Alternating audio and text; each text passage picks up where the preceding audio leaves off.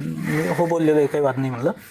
परंतु 17 तारखेचा विषय आहे, मैदान 24 तारखेला आहे. आता त्यात त्यांना मी पुढच्या मैदानात बैल पळेव असं म्हणलो. काय म्हणलो त्यांना, पहिला मोरडाने किंवा त्यांना कुठलं धोक्यात ठेवलं नाही. बैल आता आम्हाला एक नंतर कळलं की हा जो दादा सरकार यांचा सर्ज आहे, हा बैल 29 तारखेला जे 5 लाखाचं मैदान आहे तिथे पळत नाही. सोमवार असल्याच कारणानं तो बैल पळत नाही. मग आम्ही असं ठरवलं की ह्या मैदानामध्ये सर्जा पळू आणि 29 तारखेच्या मैदानामध्ये ताईचा राजा पळू. मग मी ते तेवढं फक्त ताईला फोन करून सांगायला गेलो. आधी मी बापूला फोन करून सांगितलं, बापूला असं असं आहे, ताईला तेवढं सांगा. त्यांनी फोनवर सांगितलं असेल. पण मी ज्यावेळेस ताईला फोन करून ताईनं मला फोन केला की मी चिठ्ठ्या टाकते.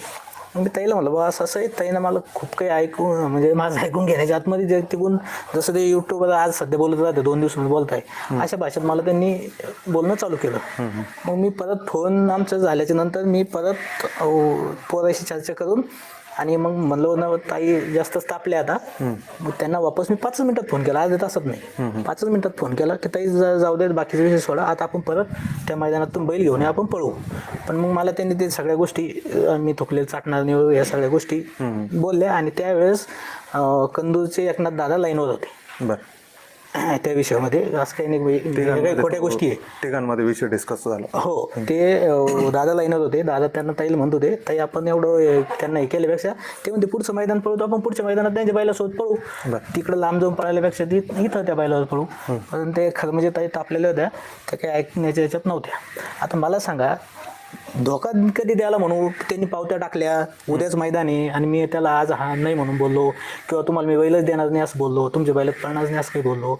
17 तारखेला त्यांना नाही म्हणून बोललो, मैदान 24 तारखेला आहे, 8 दिवस आहे. त्यांना समजा इथं पळण्याची जी इच्छा होती आणि मी नाही बिजार म्हणलो, त्यांचा बैल काही घरी बांधून राहिला नाही. आणि ठीक आहे, मी कुठल्या तरी कारणीभूत झालं त्या गोष्टीला, त्यांना 1 नंबर झाला. माझ्या बैला झाला असताना असतं तुम्हाला माहित नाही. बरोबर आहे. ते तुम्हाला मी त्यांचं स्टेटमेंट आल्याच्या नंतर मी विचारलं पण होतं. उलट तुम्ही त्या ठिकाणी अभिनंदन करत तुम्ही मला हे सांगितलं की जाऊ द्या म्हणे, त्या म्हणजे ती गोष्ट घडल्यामुळे कुठेतरी त्यांचा बैल 1 नंबरात राहिला. ही गोष्ट मला तुम्ही बोलून दाखवली. हो, म्हणजे कसं अनुभूती आहे कुठेतरी मनात. आम्ही कोणाच्या डायरेक्ट विरोधात कधी खेळलो नाही, खेळत नाही. कधी कोणाच्या गटात गाडी झोपायची रे, ती गाडी पाडायची रे, हे आमचा उद्देश नाही आणि आम्ही तिथे कधी करणार पण नाही. एवढ्याच्यातून सांगतो, तो त्यांचा विषय आहे. त्यांनी आमच्या बैलात बैल पळवू नाही पळवू, पण माझं ते एकनाथ दादा त्यांचे चांगले संबंध आहे. त्यांचे जर कधी मला फोन आला, मी त्या बैलात बैल पण पळवणार त्याच्या. आणि